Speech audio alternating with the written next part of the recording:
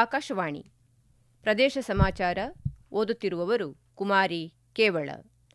ಮುಖ್ಯಾಂಶಗಳು: ದೇಶದ ಪವನಶಕ್ತಿ ಉತ್ಪಾದನಾ ಸಾಮರ್ಥ್ಯ 56 ಗಿಗಾವ್ಯಾಟ್ಗಳಿಗೆ ಏರಿಕೆ. ಕರ್ನಾಟಕದ ಕರ್ಮವಿಹಾರ ಪರಿಸರ ಪ್ರಜ್ಞೆಗೆ ಸಾಕ್ಷಿ, ಮನ್ ಕಿ ಬಾತ್ನಲ್ಲಿ ಪ್ರಧಾನಿ ನರೇಂದ್ರ ಮೋದಿ. ಕುಡಿಯುವ ನೀರಿನ ಅಭಾವ ನೀಗಿಸಲು ಗ್ರಾಮವಾರು ಟಾಸ್ಕ್ ಫೋರ್ಸ್ ರಚನೆ, ಸಚಿವ ಎಸ್ಎಸ್ ಮಲ್ಲಿಕಾರ್ಜುನ. ಕಾರ್ಮಿಕರ ಕನಿಷ್ಠ ವೇತನ ಕಾಯ್ದೆಗೆ ಶೀಘ್ರ ಅಂತಿಮ ರೂಪುರೇಷೆ, ಕಾರ್ಮಿಕ ಸಚಿವ ಸಂತೋಷ್ ಲಾಡ್.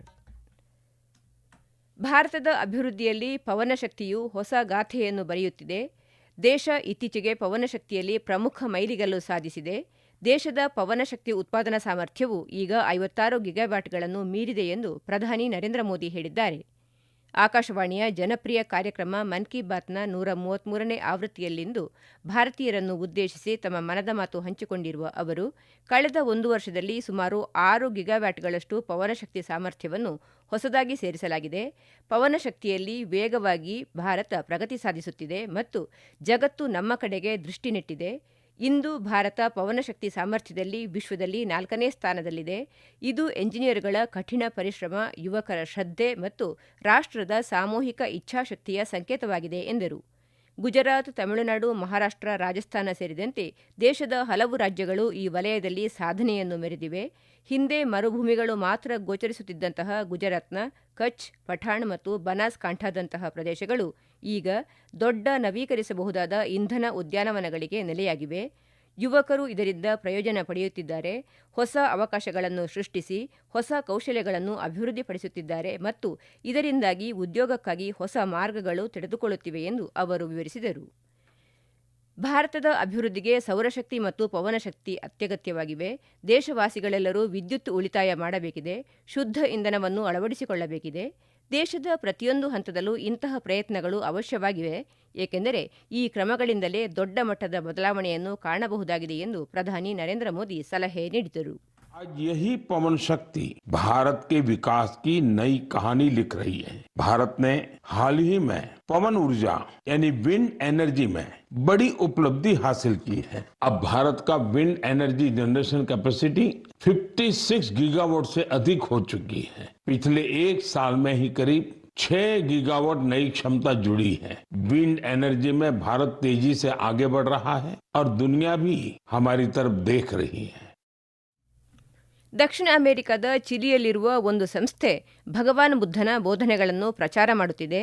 ಲಡಾಖ್ನಲ್ಲಿ ಜನಿಸಿದ ಡ್ರುಬ್ಬನ್ ಓಟ್ಜರ್ ರಿನ್ಪೋಚೆ ಅವರ ಮಾರ್ಗದರ್ಶನದಲ್ಲಿ ಈ ಕಾರ್ಯ ಮುನ್ನಡೆಯುತ್ತಿದೆ. ಈ ಸಂಸ್ಥೆಯು ಜನರ ಜೀವನದಲ್ಲಿ ಧ್ಯಾನ ಮತ್ತು ಕರುಣೆ ಬೆರೆಯುವಂತೆ ಮಾಡುತ್ತಿದೆ.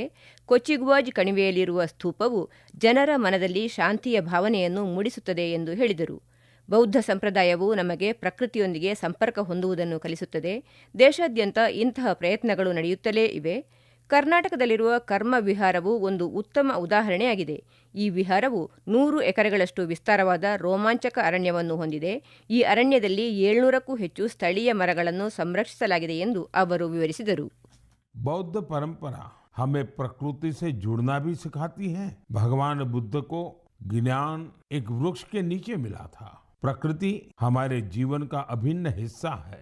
कर्नाटका में कर्मा मोनेस्ट्री इसका अच्छा उदाहरण है. यह मठ एक जीवंत वन क्षेत्र है जो 100 एकड़ में फैला है. इस वन में 700 से अधिक देसी वृक्षों को संरक्षित किया गया है. ಬುದ್ಧನ ಸಂದೇಶವು ಕೇವಲ ಭೂತಕಾಲಕ್ಕೆ ಸೀಮಿತವಾಗಿಲ್ಲ, ಅದು ಇಂದಿಗೂ ಪ್ರಸ್ತುತ ಮತ್ತು ಭವಿಷ್ಯಕ್ಕೆ ಕೂಡ ಅವಶ್ಯವಾಗಿದೆ. ಬುದ್ಧ ಪೂರ್ಣಿಮೆಯ ಈ ಸಂದರ್ಭವು ಸ್ಫೂರ್ತಿದಾಯಕವಾಗಿದೆ ಎಂದರು. ಛತ್ತೀಸ್ಗಢದಲ್ಲಿ ಕೃಷ್ಣಮೃಗಗಳು ಮತ್ತೆ ಕಾಣಿಸಿಕೊಳ್ಳುತ್ತಿವೆ. ಅವುಗಳ ಸಂಖ್ಯೆ ಗಮನಾರ್ಹವಾಗಿ ಕಡಿಮೆಯಾಗಿತ್ತು, ಆದರೆ ನಿರಂತರ ಪ್ರಯತ್ನಗಳು ಸಂರಕ್ಷಣಾ ಕ್ರಮಗಳನ್ನು ಹೆಚ್ಚಿಸಲಾಗಿದೆ. ಇದು ಕಳೆಗುಂದುತ್ತಿದ್ದ ಪರಂಪರೆಯ ಪುನಃಸ್ಥಾಪನೆಯನ್ನು ಸೂಚಿಸುತ್ತದೆ ಎಂದು ಪ್ರಧಾನಿ ನರೇಂದ್ರ ಮೋದಿ ಹೇಳಿದರು. ಗೋದಾವನ್ ಎಂದು ಕರೆಯಲಾಗುವ ಗ್ರೇಟ್ ಇಂಡಿಯನ್ ಬಸ್ಟರ್ಡ್ ಪಕ್ಷಿಯ ಸಂರಕ್ಷಣೆಯಲ್ಲಿ ಇದೇ ರೀತಿಯ ಭರವಸೆ ಗೋಚರಿಸುತ್ತಿದೆ. ಈ ಪಕ್ಷಿ ಮರುಭೂಮಿ ಪ್ರದೇಶಗಳ ವಿಶಿಷ್ಟ ಆಕರ್ಷಣೆಯಾಗಿತ್ತು, ಆದಾಗ್ಯೂ ಅದರ ಸಂಖ್ಯೆ ಗಮನಾರ್ಹವಾಗಿ ಕಡಿಮೆಯಾಗಿತ್ತು. ಅದು ಅಳಿವಿನ ಅಂಚಿಗೆ ಸಾಗಿತ್ತು, ಆದರೆ ಈಗ ಅದರ ಸಂರಕ್ಷಣೆಗಾಗಿ ಒಂದು ಪ್ರಮುಖ ಅಭಿಯಾನ ನಡೆಯುತ್ತಿದೆ. ವೈಜ್ಞಾನಿಕ ವಿಧಾನಗಳನ್ನು ಅಳವಡಿಸಿಕೊಳ್ಳಲಾಗುತ್ತಿದೆ. ಈ ಪಕ್ಷಿಯ ಸಂತಾನೋತ್ಪತ್ತಿ ಕೇಂದ್ರಗಳನ್ನು ಸ್ಥಾಪಿಸಲಾಗಿದೆ ಮತ್ತು ಈಗ ಇವುಗಳ ಸಂಖ್ಯೆಯಲ್ಲಿ ಹೆಚ್ಚಳವಾಗುತ್ತಿರುವುದು ಕಂಡುಬರುತ್ತಿದೆ ಎಂದು ಅವರು ಹೇಳಿದರು. ಈ ತಿಂಗಳಾರಂಭದಲ್ಲಿ ಫ್ರಾನ್ಸ್ನ ಬೋರದೋ ಯುರೋಪಿಯನ್ ಗರ್ಲ್ಸ್ ಮ್ಯಾಥಮೆಟಿಕಲ್ ಒಲಿಂಪಿಯಾಡ್ ಆಯೋಜಿಸಲಾಗಿತ್ತು. ಗಣಿತದಲ್ಲಿ ಅತ್ಯಂತ ಆಸಕ್ತಿ ಹೊಂದಿರುವ ಶಾಲಾ ವಿದ್ಯಾರ್ಥಿಗಳಿಗಾಗಿ ಇದೊಂದು ಅತ್ಯಂತ ದೊಡ್ಡ ಸ್ಪರ್ಧೆಯಾಗಿತ್ತು. ಇದು ವಿಶ್ವದ ಅತ್ಯಂತ ಪ್ರತಿಷ್ಠಿತ ಸ್ಪರ್ಧೆಗಳಲ್ಲಿ ಒಂದೆನಿಸಿದೆ. ಈ ಒಲಿಂಪಿಯಾಡ್ನಲ್ಲಿ ಭಾರತದ ಹೆಣ್ಣು ಮಕ್ಕಳು ಈವರೆಗೆ ಅತ್ಯಂತ ಉತ್ತಮ ಪ್ರದರ್ಶನ ನೀಡಿದ್ದಾರೆ ಎಂದು ಪ್ರಧಾನಿ ಶ್ಲಾಘಿಸಿದರು. ಇದರಲ್ಲಿ ಮುಂಬೈನ ಶ್ರೇಯಾ ಮುಂಧ್ರಾ, ತಿರುವನಂತಪುರಂನ ಸಂಜನಾ ಚಾಕೋ, ಚೆನ್ನೈನ ಶಿವಾನಿ ಭರತಕುಮಾರ್ ಮತ್ತು ಕೋಲ್ಕತ್ತಾದ ಶ್ರಿಮೋಯಿ ಬೇರಾ ಸೇರಿದ್ದಾರೆ. ಈ ತಂಡ ವಿಶ್ವದಲ್ಲಿ 6ನೇ ಸ್ಥಾನ ಪಡೆದುಕೊಂಡಿತು. ಶ್ರೇಯಾ ಚಿನ್ನದ ಪದಕ ಗೆಲ್ಲುವ ಮೂಲಕ ಇತಿಹಾಸ ನಿರ್ಮಿಸಿದ್ದು, ಸಂಜನಾ ಬೆಳ್ಳಿ ಪದಕ ಹಾಗೂ ಶಿವಾನಿ ಕಂಚಿನ ಪದಕ ತಮ್ಮದಾಗಿಸಿಕೊಂಡರು ಎಂದು ಅವರು ತಿಳಿಸಿದರು. ಈ ಒಲಿಂಪಿಯಾಡ್ಗಾಗಿ ಭಾರತದಲ್ಲಿ ನಡೆದ ಆಯ್ಕೆ ಪ್ರಕ್ರಿಯೆ ಬಹಳ ಕಠಿಣವಾಗಿತ್ತು. ಇದಕ್ಕಾಗಿ ಒಂದು ಬಹುಹಂತ ಪ್ರಕ್ರಿಯೆ ಇದೆ. ಅತ್ಯುತ್ತಮ ಪ್ರದರ್ಶನ ನೀಡುವ ವಿದ್ಯಾರ್ಥಿಗಳು ಟಾಟಾ ಇನ್ಸ್ಟಿಟ್ಯೂಟ್ ಆಫ್ ಫಂಡಮೆಂಟಲ್ ರಿಸರ್ಚ್ನ Homi Bhabha centre for science ಎಜುಕೇಷನ್ನಲ್ಲಿ ನಡೆಯುವ 1 ತಿಂಗಳ ಕಾಲದ ಗಣಿತ ತರಬೇತಿ ಶಿಬಿರದಲ್ಲಿ ಭಾಗವಹಿಸುತ್ತಾರೆ. ಈ ಶಿಬಿರದ ಮುಕ್ತಾಯದಲ್ಲಿ ತಂಡದ ಆಯ್ಕೆ ಪರೀಕ್ಷೆ ಇರುತ್ತದೆ. ಇದರಲ್ಲಿ ನೀಡುವ ಪ್ರದರ್ಶನದಲ್ಲಿ ಆಧಾರದಲ್ಲಿ ಭಾರತದ ತಂಡವನ್ನು ಆಯ್ಕೆ ಮಾಡಲಾಗುತ್ತದೆ. ಪ್ರತಿ ವರ್ಷ ದೇಶಾದ್ಯಂತ ಸುಮಾರು 6 ಲಕ್ಷ ವಿದ್ಯಾರ್ಥಿಗಳು ಈ ಮ್ಯಾಥಮೆಟಿಕಲ್ ಒಲಿಂಪಿಯಾಡ್ ಪ್ರೋಗ್ರಾಂನಲ್ಲಿ ಪಾಲ್ಗೊಳ್ಳುತ್ತಾರೆ ಎಂದು ಪ್ರಧಾನಿ ನರೇಂದ್ರ ಮೋದಿ ವಿವರಿಸಿದರು. ಪ್ರದೇಶ ಸಮಾಚಾರ ಕೇಳುತ್ತಿದ್ದೀರಿ. ನಮ್ಮ ಎಲ್ಲಾ ರಾಷ್ಟ್ರೀಯ ವಾರ್ತೆಗಳು ಹಾಗೂ ಪ್ರದೇಶ ಸಮಾಚಾರ ಈಗ ಆಕಾಶವಾಣಿ ನ್ಯೂಸ್ ಕನ್ನಡ ಯೂಟ್ಯೂಬ್ ಚಾನೆಲ್ನಲ್ಲಿ ಲಭ್ಯ. ನಮ್ಮ ಎಕ್ಸ್ ಖಾತೆ ಮತ್ತು ಇನ್ಸ್ಟಾಗ್ರಾಂ ಖಾತೆ ಆಕಾಶವಾಣಿ ನ್ಯೂಸ್ ಕನ್ನಡ. ಹೆಚ್ಚಿನ ಮಾಹಿತಿಗಾಗಿ ನಮ್ಮ ಫೇಸ್ಬುಕ್ ಖಾತೆ AIR ಕನ್ನಡ ನ್ಯೂಸ್ ಅನುಸರಿಸಿ. ಮಾಹಿತಿಯ ಹೂರಣ ವಾರದ ಕಾರ್ಯಕ್ರಮ ಪ್ರಚಲಿತ ವಿದ್ಯಮಾನ ಪ್ರತಿ ಬುಧವಾರ 9:15ಕ್ಕೆ. ದಾವಣಗೆರೆ ಜಿಲ್ಲೆಯ ಗ್ರಾಮೀಣ ಭಾಗದಲ್ಲಿ ತಲೆದೋರಿರುವ ಕುಡಿಯುವ ನೀರಿನ ಸಮಸ್ಯೆಯನ್ನು ಸಮರೋಪಾದಿಯಲ್ಲಿ ಬಗೆಹರಿಸಲು ಗ್ರಾಮವಾರು ಟಾಸ್ಕ್ ಫೋರ್ಸ್ ಸಮಿತಿಗಳನ್ನು ರಚಿಸುವಂತೆ ಜಿಲ್ಲಾ ಉಸ್ತುವಾರಿ ಸಚಿವ SS ಮಲ್ಲಿಕಾರ್ಜುನ ಸೂಚಿಸಿದ್ದಾರೆ. ನಗರದ ಗೃಹ ಕಚೇರಿಯಲ್ಲಿ ಸಾರ್ವಜನಿಕರ ಕುಂದುಕೊರತೆ ಆಲಿಸಿದ ಅವರು ನೀರಿನ ವಿಚಾರದಲ್ಲಿ ನಿರ್ಲಕ್ಷ್ಯ ತೋರುವ ಅಧಿಕಾರಿಗಳ ವಿರುದ್ಧ ಶಿಸ್ತು ಕ್ರಮ ಜರುಗಿಸುವುದಾಗಿ ಎಚ್ಚರಿಕೆ ನೀಡಿದರು. ಅಧಿಕಾರಿಗಳು ಹಳ್ಳಿಗಳಿಗೆ ಭೇಟಿ ನೀಡಿ ಸ್ಥಳದಲ್ಲೇ ಸಮಸ್ಯೆ ಬಗೆಹರಿಸಬೇಕು. ಪ್ರತಿ ತಾಲೂಕಿಗೆ ಒಬ್ಬ ನೋಡಲ್ ಅಧಿಕಾರಿಯನ್ನು ನೇಮಕ ಮಾಡಬೇಕು. ಪ್ರತಿದಿನ ಬೆಳಗ್ಗೆ 10 ಗಂಟೆಯೊಳಗೆ ಗ್ರಾಮವಾರು ನೀರಿನ ಸ್ಥಿತಿಗತಿಯ ವರದಿಯನ್ನು ಕಡ್ಡಾಯವಾಗಿ ಸಲ್ಲಿಸಬೇಕು. ನೀರಿನ ತೀವ್ರ ಅಭಾವವಿರುವ ಕಡೆಗಳಲ್ಲಿ ತಕ್ಷಣವೇ ಟ್ಯಾಂಕರ್ ಮೂಲಕ ನೀರು ಸರಬರಾಜು ಮಾಡಲು ವ್ಯವಸ್ಥೆ ಮಾಡಿಕೊಳ್ಳಬೇಕು ಎಂದು ಸಚಿವ SS ಮಲ್ಲಿಕಾರ್ಜುನ ಅಧಿಕಾರಿಗಳಿಗೆ ಸೂಚಿಸಿದರು. ಬಳ್ಳಾರಿ ಜಿಲ್ಲೆ ಸಂಡೂರು ತಾಲೂಕಿನ ತಾಳೂರು ಗ್ರಾಮದಲ್ಲಿ ಸಮರ್ಪಣಾ ಸಮಾವೇಶ ನಡೆಯಿತು. ಕಾರ್ಮಿಕರಿಗೆ ಸ್ಮಾರ್ಟ್ ಕಾರ್ಡ್ ಹಾಗೂ ಹಕ್ಕುಪತ್ರ ವಿತರಣೆ ಮತ್ತು ರಸ್ತೆ, ಚರಂಡಿ, ಶಿಕ್ಷಣ, ಆರೋಗ್ಯ ಸೇರಿದಂತೆ ಇನ್ನಿತರ ಅಭಿವೃದ್ಧಿ ಕಾಮಗಾರಿಗೆ ಕಾರ್ಮಿಕ ಸಚಿವ ಸಂತೋಷ್ ಲಾಡ್ ಚಾಲನೆ ನೀಡಿದರು. ಈ ವೇಳೆ ಮಾತನಾಡಿದ ಅವರು, ಗಿಗ್ ಕಾರ್ಮಿಕರಿಗೆ ಕಾರ್ಮಿಕ ಇಲಾಖೆಯಿಂದ ಸ್ಮಾರ್ಟ್ ಕಾರ್ಡ್ ನೀಡಲಾಗಿದೆ. ಕಾರ್ಮಿಕರ ಕನಿಷ್ಠ ವೇತನ ಕಾಯ್ದೆಯನ್ನು ಇನ್ನೊಂದು ವಾರದಲ್ಲಿ ಚರ್ಚಿಸಿ ಅಂತಿಮಗೊಳಿಸಲಾಗುವುದು ಎಂದು ತಿಳಿಸಿದರು. ಸಂಸದ ತುಕಾರಾಂ ಮಾತನಾಡಿ, ತುಂಗಭದ್ರಾ ಜಲಾಶಯದಿಂದ ಸಂಡೂರು ತಾಲೂಕಿನ 68 ಹಳ್ಳಿಗಳಿಗೆ ಕುಡಿಯುವ ನೀರು ಸರಬರಾಜು ಯೋಜನೆ ಅನುಷ್ಠಾನಕ್ಕೆ ತರಲಾಗಿದೆ ಎಂದು ಹೇಳಿದರು. ಪ್ರಜಾಪ್ರಭುತ್ವದಲ್ಲಿ ಯುವಜನರ ಭಾಗವಹಿಸುವಿಕೆಯನ್ನು ಉತ್ತೇಜಿಸುವ ಉಪಕ್ರಮವಾಗಿ ಉತ್ತರ ಕನ್ನಡದ ಮೈ ಭಾರತ್ ಕೇಂದ್ರವು ಅಂಕೋಲಾದ ಶಟಗೇರಿ ಗ್ರಾಮ ಪಂಚಾಯತ್ನ ಪೂಜಗೆರೆಯ ಸರ್ಕಾರಿ ಪ್ರಥಮ ದರ್ಜೆ ಕಾಲೇಜಿನಲ್ಲಿ ಮಾದರಿ ಯುವ ಗ್ರಾಮ ಸಭೆ ಆಯೋಜಿಸಿತ್ತು.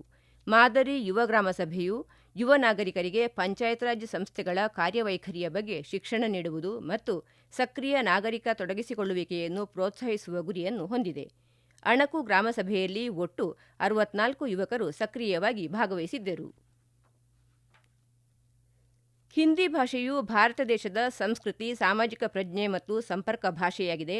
ಹಿಂದಿ ಕಲಿಯುವುದರಿಂದ ಹೆಚ್ಚಿನ ಉದ್ಯೋಗಾವಕಾಶಗಳು ಲಭಿಸುತ್ತವೆ ಎಂದು ನವದೆಹಲಿಯ ಕೇಂದ್ರೀಯ ಹಿಂದಿ ನಿರ್ದೇಶನಾಲಯದ ಸಹಾಯಕ ನಿರ್ದೇಶಕರಾದ ಡಾ ನೂತನ್ ಪಾಂಡೆ ಅಭಿಪ್ರಾಯಪಟ್ಟಿದ್ದಾರೆ. ಮಂಡ್ಯ ನಗರದ ಹಿಂದಿ ಭವನದಲ್ಲಿ ಕೇಂದ್ರೀಯ ಹಿಂದಿ ನಿರ್ದೇಶನಾಲಯ, ಕರ್ನಾಟಕ ಹಿಂದಿ ಸಭಾ ಸಹಯೋಗದಲ್ಲಿ ಹಿಂದಿ ನವಲೇಖಕ ಶಿಬಿರದ ಸಮಾರೋಪ ಸಮಾರಂಭ ಉದ್ದೇಶಿಸಿ ಮಾತನಾಡಿದರು. ಕೇಂದ್ರೀಯ ಹಿಂದಿ ನಿರ್ದೇಶನಾಲಯವು ಕೇವಲ ಹಿಂದಿ ಭಾಷೆಯಲ್ಲದೆ ಭಾರತೀಯ ಭಾಷೆಗಳ ವಿಕಾಸ ಮತ್ತು ಪ್ರಾಮುಖ್ಯತೆಯ ಕಡೆಗೆ ವಿಶ್ವಾಸವಿಡುವಂತೆ ಮಾಡಿದೆ ಎಂದು ಅವರು ತಿಳಿಸಿದರು. ಈಗ ಕೊನೆಯಲ್ಲಿ ಮತ್ತೊಮ್ಮೆ ಮುಖ್ಯಾಂಶಗಳು. ದೇಶದ ಪವನಶಕ್ತಿ ಉತ್ಪಾದನಾ ಸಾಮರ್ಥ್ಯ 56 ಗಿಗಾವ್ಯಾಟ್ಗಳಿಗೆ ಏರಿಕೆ. ಕರ್ನಾಟಕದ ಕರ್ಮವಿಹಾರ ಪರಿಸರ ಪ್ರಜ್ಞೆಗೆ ಸಾಕ್ಷಿ. ಮನ್ ಕಿ ಬಾತ್ನಲ್ಲಿ ಪ್ರಧಾನಿ ನರೇಂದ್ರ ಮೋದಿ. ಕುಡಿಯುವ ನೀರಿನ ಅಭಾವ ನೀಗಿಸಲು ಗ್ರಾಮವಾರು ಟಾಸ್ಕ್ ಫೋರ್ಸ್ ರಚನೆ. ಸಚಿವ SS ಮಲ್ಲಿಕಾರ್ಜುನ. ಕಾರ್ಮಿಕರ ಕನಿಷ್ಠ ವೇತನ ಕಾಯ್ದೆಗೆ ಶೀಘ್ರ ಅಂತಿಮ ರೂಪುರೇಷೆ. ಕಾರ್ಮಿಕ ಸಚಿವ ಸಂತೋಷ್ ಲಾಡ್.